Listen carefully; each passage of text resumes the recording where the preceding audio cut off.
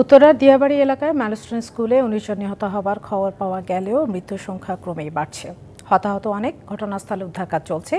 দগ্ধদের Dhaka medical college, burn and plastic surgery institute, Kurmitola হাসপাতাল, উত্তরা আধুনিক মেডিকেলে নেওয়া হচ্ছে। চিকিৎসা পেতে প্রতিক্ষণে বাড়ছে আহতদের সংখ্যা। বিমান বিধ্বস্তের ঘটনায় পুড়ে যাওয়া ও তাদের স্বজনদের আহাজারিতে ভারী হয়ে উঠেছে জাতীয় বার্ন ও প্লাস্টিক সার্জারি ইনস্টিটিউটের পরিবেশ। আহতদের শারীরিক কষ্ট ও স্বজনদের আতঙ্ক যেন ক্রমেই বাড়ছে সেখানে। ওকে খাবার দিয়ে গেলাম, এরপর আর আমি আমার ছেলেকে দেখি নাই, এখন জানি না কি অবস্থা।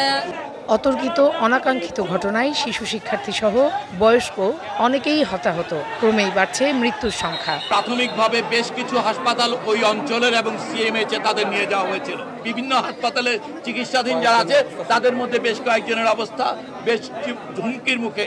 ইতিমধ্যেই একজন পাইলট যিনি ছিলেন ওই বিমানের, ওনাকে সিএমএইচে নেওয়া হয়েছে। চিকিৎসার প্রয়োজনে যত রকম প্রস্তুতি দরকার সকল প্রস্তুতি সম্পন্ন করেছেন।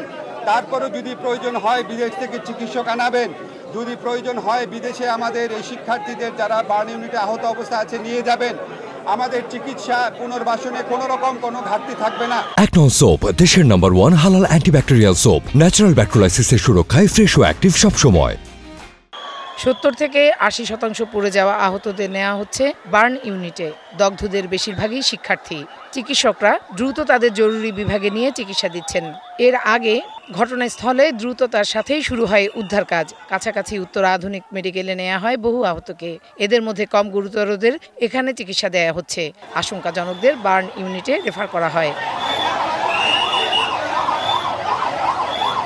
এছাড়াও কুয়েত বাংলাদেশ মৈত্রী সরকারি হাসপাতাল থেকেও ঢাকা বার্ন ইউনিটে নিয়ে যাওয়া হয় অনেককে।